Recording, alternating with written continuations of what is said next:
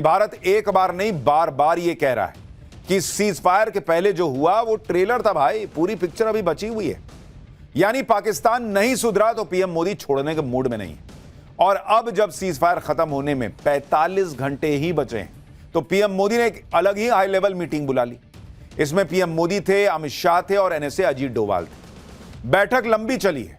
पाकिस्तान के हाथ पांव फूल गए हैं कि सीज फायर तो 18 मई तक के लिए है भाई। कहीं मोदी फिर कुछ बड़ा प्लान तो नहीं कर रहे हैं।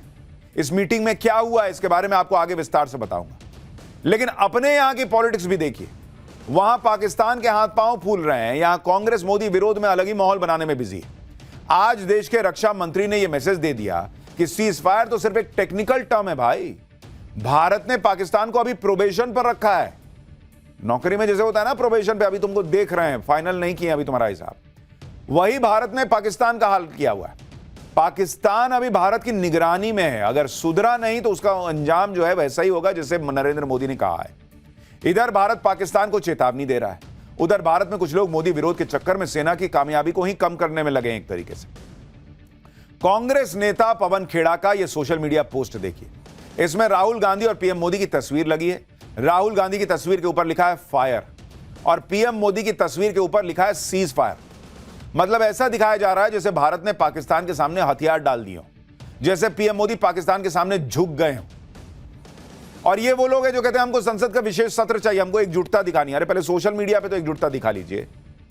ये तो हाल है कि फायर सीज फायर की बातें दुनिया में भारत का क्या नाम हो रहा है, ये लोग राहुल गांधी को फायर बताने में लगे हुए। सोचिए ऐसी तस्वीरें वो पार्टी डाल रही है जिसने 26/11 मुंबई आतंकी हमले में वक्त पाकिस्तान के खिलाफ मिलिट्री एक्शन लेने से हाथ पीछे खींच लिए थे। उस वक्त खबरें चल रही थी कि इधर मुंबई में आतंकी हमला चल रहा था, उधर राहुल गांधी दिल्ली के फार्म हाउस पर सुबह 5 बजे तक पार्टी कर रहे थे। वो पार्टी आज बता रही है कि फायर कौन है और सीज फायर कौन है। कांग्रेस की इसी तरह की सियासत जो है वो पाकिस्तान को फायदा पहुंचा सकती है, राहुल गांधी को वोट नहीं दिला सकती। ऑपरेशन सिंदूर पर और क्या क्या सियासत हो रही है, कौन सेना के ऑपरेशन पर सवाल उठा रहा है, पीएम मोदी के एक्शन से पाकिस्तान का आर्मी चीफ असीम मुनीर कैसे डर गया और अपना बोरिया बिस्तर समेटने लगा है, शिफ्टिंग की तैयारी कर रहा है। पाकिस्तान का नया झूठ कौन सा पकड़ा गया है, पाकिस्तान को घेरने के लिए भारत ने किसे फोन घुमा दिया, यह सब आपको बताऊंगा। पाकिस्तान ने गिड़गिड़ाकर सीज फायर तो कर लिया, लेकिन वो जानता है कि अगर उसने आतंकवाद पर ठोस कार्रवाई नहीं की, हाफिज सईद, मसूद अजहर को भारत को नहीं सौंपा, तो पीएम मोदी कुछ भी एक्शन कर सकते हैं। आज पीएम मोदी ने अमित शाह और एनएसए अजीत डोभाल के साथ 40 मिनट मीटिंग की है। हो सकता है कि इस मीटिंग में पाकिस्तान पर अगले एक्शन की चर्चा भी हुई। बहुत संभव है कि इस मीटिंग में पाकिस्तान क्या कर रहा है, जो डीजीएमओ लेवल पर बातचीत की बात है, उसमें क्या हो रहा है नहीं हो रहा है, इसको लेकर चर्चा हुई है। पीएम मोदी, एनएसए अजीत डोभाल और अमित शाह के बीच ऐसा माना जा सकता है। और साथ ही आप ये भी मान के चलिए कि इसमें रिव्यू हुआ है कि 18 मई के बाद जो है वो इसको फिर मौका देना है कि नहीं, ये इस लायक है भी या नहीं, या कुछ ऐसा करता दिख रहा है कि नहीं। शायद इसलिए अब पाकिस्तान का गला सूख रहा है और वो भारत से गिड़गिड़ाकर शांति की गुहार लगा रहा है। पाकिस्तान सिंधु जल समझौते पर बातचीत के लिए गिड़गिड़ा रहा है भारत के सामने। पाकिस्तान के प्रधानमंत्री शहबाज शरीफ शांति की बातें कर रहे हैं, कह रहे हैं कि शांति हासिल करने के लिए भारत के साथ बातचीत के लिए मैं तैयार हूं। इतना मारा है भारत ने पाकिस्तान को कि अब इनको शांति की बातें समझ में आ रही हैं। और ये सोच कह रहे थे ना कि भाई सिंधु जल समझौता जो है वो अगर बहाल नहीं हुआ तो हम एक्ट ऑफ वॉर मानेंगे। अब गिड़गिड़ा रहे हैं कि बात कर लेते, कुछ छोड़ देते पानी। सोचिए पाकिस्तान शांति की बात कर रहा है और भारत खुलेआम उसे चेतावनी दे रहा है कि इसे परमानेंट सीज फायर मत मान लेना, तुमको तो प्रोबेशन पीरियड पर रखा है अभी। आज भुज एयरबेस गए रक्षा मंत्री राजनाथ सिंह को सुनिए, फिर बताता हूं कि कैसे पाकिस्तान के पास सिर्फ 2 दिन का ही वक्त बचा है। आप सब तो जानते ही होंगे कि भारत में जब भी कोई उपद्रवी तत्व होता है जिसको लेकर यह आशंका रहती है कि यह भविष्य में कुछ उपद्रव कर सकता है, तो उसको मजिस्ट्रेट एवं पुलिस द्वारा गुड बिहेवियर के प्रोबेशन पर रखा जाता है। कोई गड़बड़ करता है तो उसको कुछ समय के लिए मजिस्ट्रेट गुड बिहेवियर के प्रोबेशन पर रखते हैं। अगर वह व्यक्ति प्रोबेशन के दौरान कोई भी शरारत करता है तो उसे उचित दंड भी दिया जाता है। ठीक उसी तरह वर्तमान सीज फायर में हमने पाकिस्तान को बिहेवियर के आधार पर अभी प्रोबेशन पर रखा हुआ है। यदि उसका बिहेवियर सुधरता है तब तो ठीक, और यदि बिहेवियर में फिर से गड़बड़ी आती है तो उसको कड़े से कड़ा दंड दिया जाएगा।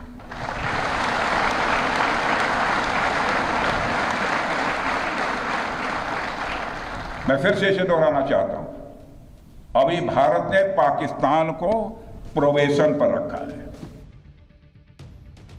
यानी पाकिस्तान की घनघोर बेइज्जती जारी है और भारत भिगो भिगो के मान रहा है।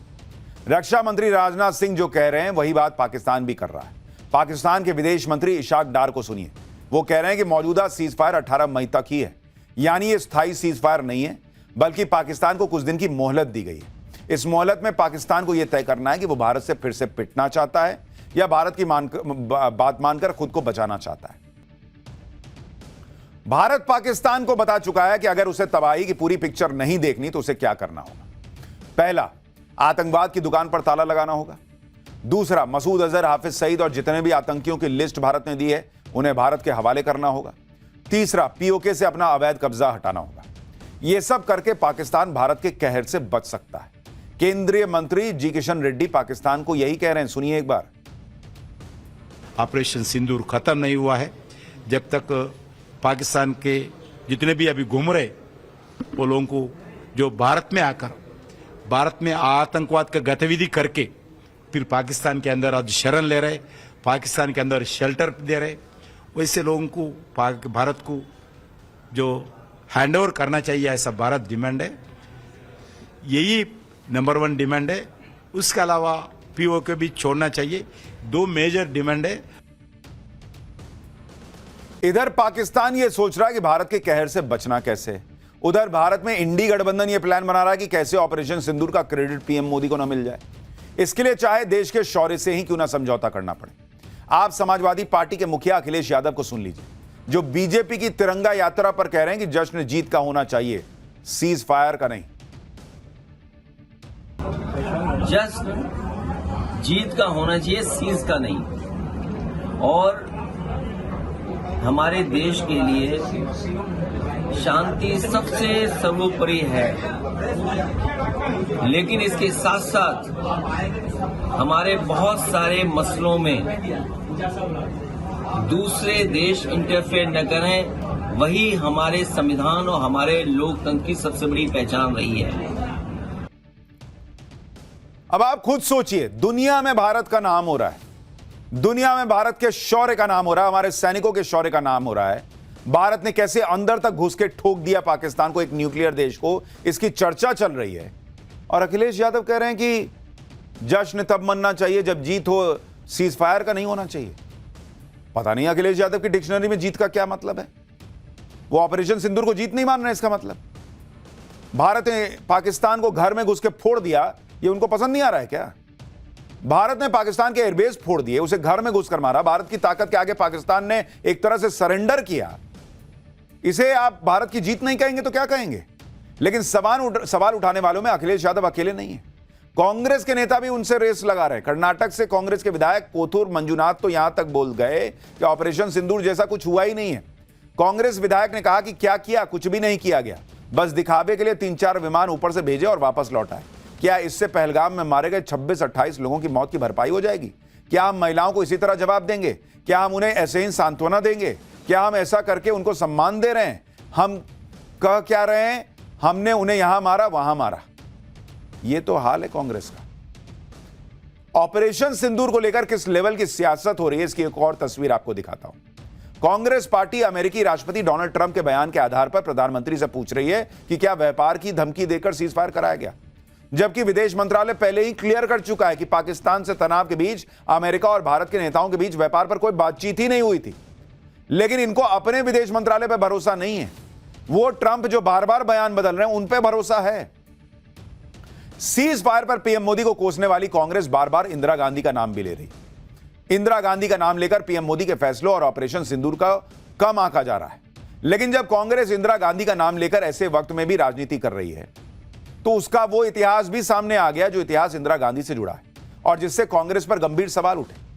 साल 1974 में भारत ने अपना पहला न्यूक्लियर टेस्ट किया था, आपको याद होगा। आपको जानकर हैरानी होगी कि उस वक्त इंदिरा गांधी ने पाकिस्तान को न्यूक्लियर टेक्नोलॉजी देने का ऑफर दिया था। विकीलीक्स में इसका खुलासा हुआ। इंदिरा गांधी ने पाकिस्तान को शांतिपूर्ण इस्तेमाल के लिए न्यूक्लियर टेक्नोलॉजी देने का ऑफर किया था, यह जानते हुए भी कि पाकिस्तान किस तरह का देश है। अमेरिकी दूतावास की तरफ से इंदिरा गांधी के बयान के हवाले से विकीलीक्स यह खुलासा कर चुका है। साल 1974 में इंदिरा गांधी ने पाकिस्तान के तब के प्रधानमंत्री जुल्फिकार अली भुट्टो को लेटर लिखा था और न्यूक्लियर टेक्नोलॉजी साझा करने का ऑफर दिया था, लेकिन पाकिस्तान की तरफ से इस ऑफर को ठुकरा दिया गया था। माना जाता है कि पाकिस्तान को यह ऑफर देने के पीछे इंदिरा गांधी की यह सोच थी कि न्यूक्लियर टेस्ट के साथ ही भारत इंटरनेशनल न्यूक्लियर सिस्टम का हिस्सा बन जाएगा और इसके जरिए वो पाकिस्तान पर निगरानी रख पाएगा। लेकिन इंदिरा गांधी का यह अंदाजा गलत साबित हुआ। न्यूक्लियर टेस्ट के साथ ही भारत पर कई प्रतिबंध लगा दिए गए थे। तो जिन्हें इंदिरा गांधी जी याद आ रही हैं, उन्हें यह याद नहीं आ रहा विकीलीक्स में जो खुलासा हुआ कि भारत की तरफ से न्यूक्लियर टेक्नोलॉजी मिल गई होती पाकिस्तान को। जो कांग्रेस आज पीएम मोदी पर सवाल उठा रही है, वो शायद यह भी भूल गई कि कैसे बलूचिस्तान के मुद्दे पर साल 2009 में तब के प्रधानमंत्री मनमोहन सिंह ने बड़ी गलती कर दी थी। साल 2009 में मिस्र के शर्म अल शेख में मनमोहन सिंह और पाकिस्तान के तब के प्रधानमंत्री यूसुफ रजा गिलानी के बीच बातचीत हुई थी। 16 जुलाई 2009 को जारी दोनों नेताओं के साझा बयान में पहली बार बलूचिस्तान का जिक्र आया था और यह भारत के लिए बड़ी हार थी, क्योंकि पाकिस्तान सालों से माहौल बनाता रहा है कि बलूचिस्तान में जो हिंसा हो रही है उसके पीछे भारत है, और पाकिस्तान का यह आरोप अब साझा बयान में आ गया था। यही भारत से बड़ी भूल हो गई थी, क्योंकि वो मौका था जब भारत को पाकिस्तान से मुंबई हमले का हिसाब लेना था। लेकिन पाकिस्तान बातचीत में बलूचिस्तान का मुद्दा ज्वाइंट स्टेटमेंट में ले आया, दुनिया को मैसेज दिया कि भारत भी उसके यहां आतंकवाद फैला रहा है। इतना ही नहीं, नवंबर 2008 में पाकिस्तान के आतंकियों ने मुंबई पर हमला किया और उसके करीब 8 महीने बाद मनमोहन सिंह पाकिस्तान से बातचीत कर रहे थे। पाकिस्तान से डोजियर आदान प्रदान चल रहा था, साझा बयान जारी हो रहे थे जिसमें भारत की तरफ से ब्लंडर कर रहे थे, जबकि भारत का स्टैंड यह होना चाहिए था कि पाकिस्तान के साथ तब कोई बात नहीं होगी जब तक वो मुंबई हमले के दोषियों पर एक्शन नहीं लेता। आप सोचिए, उस ज्वाइंट स्टेटमेंट में दोनों नेता इस बात पर राजी हुए थे कि दोनों देशों के लिए आतंकवाद सबसे बड़ा खतरा है। दोनों नेताओं ने यह संकल्प लिया था कि वो आतंकवाद को खत्म करने के लिए एक दूसरे का सहयोग करेंगे। किस बात का सहयोग करोगे भाई? आपने तो यह मान लिया कि इसका मतलब पाकिस्तान जो है वो पीड़ित देश है। यह कांग्रेस ने किया था मुंबई हमले के बाद, और आज उनको इंदिरा गांधी याद आ रही हैं। आज इन लोगों को जो है वो सीज फायर में मजा नहीं आ रहा है। पाकिस्तान में घर में घुस के ठोक दिया, इन लोगों को जीत नहीं दिख रही है।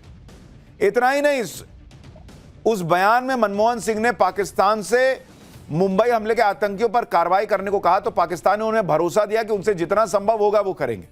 पाकिस्तान के प्रधानमंत्री ने उस वक्त मनमोहन सिंह को मुंबई हमले की जांच के लिए एक अपडेटेड डोजियर सौंपा और मनमोहन सिंह से अतिरिक्त जानकारी मांगी, जिस पर मनमोहन सिंह ने कहा कि वो इसका रिव्यू करेंगे। मतलब वो ये माने बैठे थे कि पाकिस्तान अपने यहां के आतंकी जो उसने खुद भेजे उन पर एक्शन लेगा। ये मनमोहन सिंह थे, ये कांग्रेस की सरकार थी, जिन्हें घर में घुस के ठोक दिया तो सीज फायर क्यों किया, ये क्यों किया, वो क्यों किया, आज सवाल पूछ रहे हैं। कहानी यहां भी खत्म नहीं हुई। दोनों नेताओं ने यह भी तय किया कि वो आतंकवाद के मुद्दे पर रियल टाइम और पुख्ता जानकारी साझा करेंगे।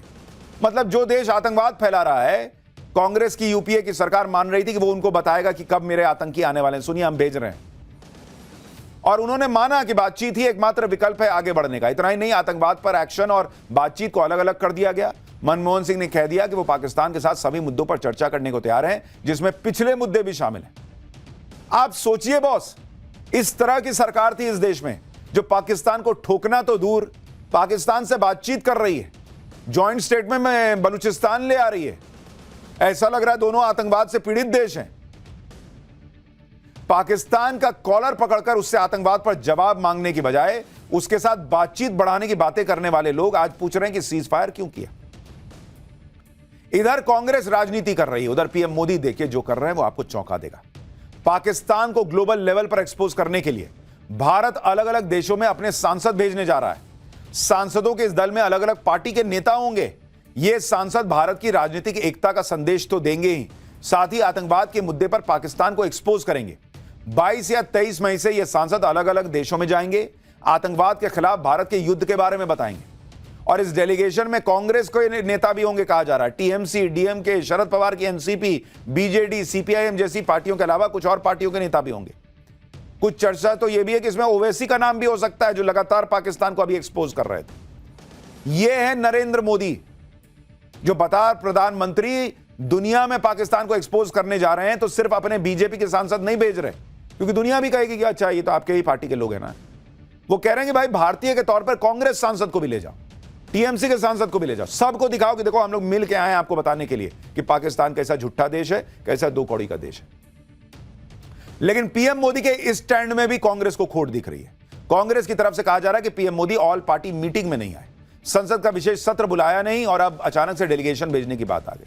हालांकि अब कांग्रेस कह रही है कि वो अपना डेलीगेशन भेजेगी। सांसदों का जो दल जाने वाला है उसमें अनुराग ठाकुर, मनीष तिवारी, प्रियंका चतुर्वेदी, संबित पात्रा और शशि थरूर का नाम है। हालांकि शशि थरूर को लेकर कांग्रेस के अंदर काफी घमासान मचा है। ऐसी खबरें हैं कि सीज फायर पर मोदी सरकार का बचाव करने की वजह से पार्टी उनसे खुश नहीं है। इस संबंध में जब शशि थरूर से सवाल किया गया तो उन्होंने कहा कि एक भारतीय होने के नाते उन्होंने अपनी बात देश और दुनिया के सामने रखी। यानी विपक्ष के जो नेता भारत में पीएम मोदी पर सवाल उठा रहे हैं वो अब दुनिया में ऑपरेशन सिंदूर की वाहवाही करेंगे।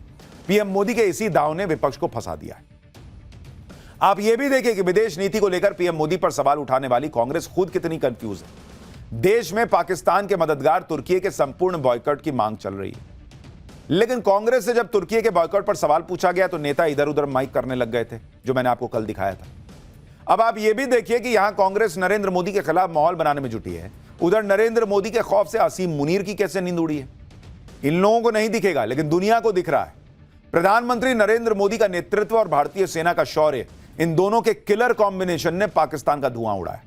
ऑपरेशन सिंदूर का ऐसा खौफ छाया कि असीम मुनीर तो बोरिया बिस्तर समेटने लगा है। रावलपिंडी में पाकिस्तानी फौज का घर ही उजड़ गया है। भारत के डर से पाकिस्तानी आर्मी अपना बोरिया बिस्तर लेकर कहां भाग रही है और असीम मुनीर ने अब कहां छिपने की प्लानिंग की है, यह आज आपको बताऊंगा। लेकिन पहले देखिए कि पाकिस्तान इकलौता देश है जो अपनी तबाही का जश्न मनाता है, अपनी हार को सेलिब्रेट करता है, और आज पाकिस्तान में यही चल रहा है।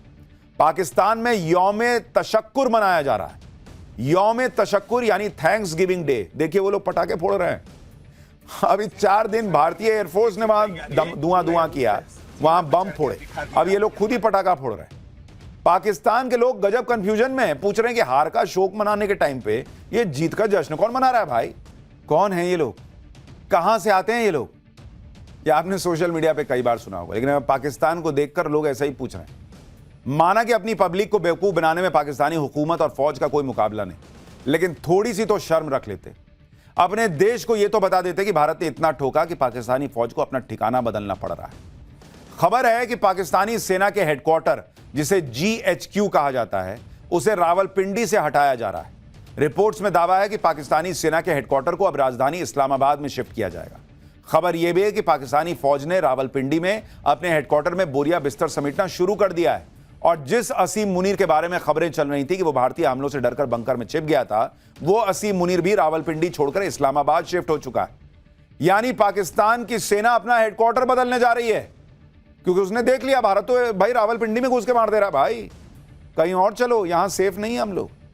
धीरे धीरे करते करते ये लोग पाकिस्तान छोड़ के कहीं चले जाएंगे, क्योंकि पूरा पाकिस्तान ही इनके लिए सेफ नहीं है। भारत कहीं भी मार देता है, और अभी तो भारत ने पूरी ताकत दिखाई नहीं, ट्रेलर था, फिर भी पाकिस्तानी फौज की हालत खराब है। अब तक पाकिस्तानी फौज अपने आतंकियों को भारत के हमलों से बचाने के लिए उनके ठिकाने बदल रही थी, अब भारत से बचने के लिए खुद अपना ही ठिकाना बदल रही है। इस खौफ की वजह भी समझिए। दरअसल भारत ने रावलपिंडी में पाकिस्तानी एयरफोर्स के जिस नूर खान एयरबेस को मिसाइल से उड़ा दिया, जिसका वीडियो आप स्क्रीन पर देख रहे हैं, वहां से पाकिस्तानी सेना का हेडक्वार्टर कुछ ही किलोमीटर की दूरी पर है। जब भारत ने नूर खान एयरबेस को मिसाइल से तबाह कर दिया, तभी पाकिस्तान में खौफ फैल गया था। अब भारत का अगला टारगेट पाकिस्तानी सेना का हेडक्वार्टर होगा, लेकिन फिर पाकिस्तान सीज फायर के लिए गिड़गिड़ाने लगा। लेकिन अब पाकिस्तानी फौज को डर सता रहा है कि अगर भारत ने दोबारा हमला किया तो उसके टारगेट पर रावलपिंडी में उसका हेडक्वार्टर होगा। भारत कभी भी रावलपिंडी में आर्मी हेडक्वार्टर को निपटा सकता है, इसलिए असीम मुनीर ने आर्मी हेडक्वार्टर को इस्लामाबाद शिफ्ट करने का फैसला किया। खबर है कि असीम मुनीर तो भारत के हमलों के बाद से रावलपिंडी में अपने दफ्तर गया ही नहीं है। यह है भारत का डर, जो असीम मुनीर के चेहरे पर अभी तक दिख रहा है। आप देखिए कल शहबाज शरीफ के साथ घास फूस वाले टैंक पर खड़ा असीम मुनीर कितना घबराया हुआ दिख रहा है। वैसे असीम मुनीर का घबराना बनता भी है, क्योंकि पीएम मोदी पहले ही कह चुके हैं कि भारत ने पाकिस्तान के आतंकी और सैन्य ठिकानों पर अपनी जवाबी कार्रवाई को अभी सिर्फ सस्पेंड किया है। आज रक्षा मंत्री राजनाथ सिंह ने भी कह दिया कि अभी पिक्चर बची हुई है। तो यह मामला चल रहा है। सुनिए एक बार रक्षा मंत्री। कि ऑपरेशन सिंदूर अभी खत्म नहीं हुआ है। जो कुछ भी हुआ है वह सिर्फ एक ट्रेलर मात्र था। अब जब सही समय आएगा, जब भी सही समय आएगा, तो हम पूरी पिक्चर भी दुनिया को दिखाएंगे। रक्षा मंत्री राजनाथ सिंह ने तो क्लियर कट कह दिया है कि पाकिस्तान के लिए अभी पिक्चर खत्म नहीं हुई है। लेकिन पाकिस्तान भाई अपनी बेइज्जती छुपाने के लिए 21 तोपों की सलामी खुद को दे रहा है, जश्न मना रहा है। शायद शहबाज शरीफ और असीम मुनीर को समझ आ गया है कि अभी जश्न मना लो, फिर कल होना हो। लेकिन फर्जी पाकिस्तान का जश्न भी एकदम फर्जी है, क्योंकि पाकिस्तान के लोग इतने भी बेवकूफ नहीं है कि हार को जीत मानकर जश्न मना लें। इसलिए पाकिस्तान में किसी ने शहबाज शरीफ के जश्न वाले ऐलान को सीरियसली नहीं लिया, क्योंकि वहां आम पब्लिक जश्न मनाने को तैयार नहीं। अगर जश्न मनाते तो वीडियो आता ना भाई कि पब्लिक भी मना रही है। लेकिन तस्वीरें सिर्फ पाकिस्तानी सेना की आ रही, वो शाहिद अफरीदी की आ रही कि ये लोग खुद ही खुश हैं, खुद ही तोपों को सलामी दे रहे हैं। पब्लिक कहां है इसमें? अच्छा, एक तस्वीर और देखिए शहबाज शरीफ की। इसमें शहबाज शरीफ पाकिस्तानी झंडा फहरा रहे हैं, लेकिन उनकी शक्ल देखकर समझना मुश्किल है कि वो खुश ज्यादा हैं या दुखी ज्यादा। ये तस्वीर देखिए। एक और वीडियो देखिए, इसमें पाकिस्तानी फौज के जवान भांगड़ा कर रहे हैं और लोगों की भीड़ उन्हें ऐसे देख रही है जैसे कोई नुक्कड़ नाटक चल रहा है। तुम भांगड़ा ही कर लो भाई, तुम नाच लो, क्योंकि तुम्हारी फिरकी तो भारत बना ही चुका है। तो नाचो, पब्लिक को एंटरटेन करो, वही कर सकते हो। तो एक वीडियो और देखिए, आतिशबाजी चल रही। ये आतिशबाजी किसने की, कहां की, इसका पता नहीं है। ना तो हमें रावलपिंडी में पाकिस्तानी आर्मी के हेडक्वार्टर के जश्न का कोई वीडियो मिला, और ना ही किसी वीडियो में असीम मुनीर जश्न मनाता दिख रहा है। अब पाकिस्तान में ही लोग अपने प्रधानमंत्री और सेना प्रमुख का मजाक उड़ा रहे हैं। पूछ रहे हैं कि भाई भारत ने पाकिस्तान के अंदर घुसकर आतंकी ठिकानों को तबाह कर दिया, 11 अड्डे, हवाई अड्डे जो है वो नेस्तनाबूद कर दिए, ड्रोन अटैक हो गया, भारत के ऊपर पाकिस्तान का ड्रोन अटैक चल नहीं पाया, तो तुम किस बात का जश्न मना रहे हो?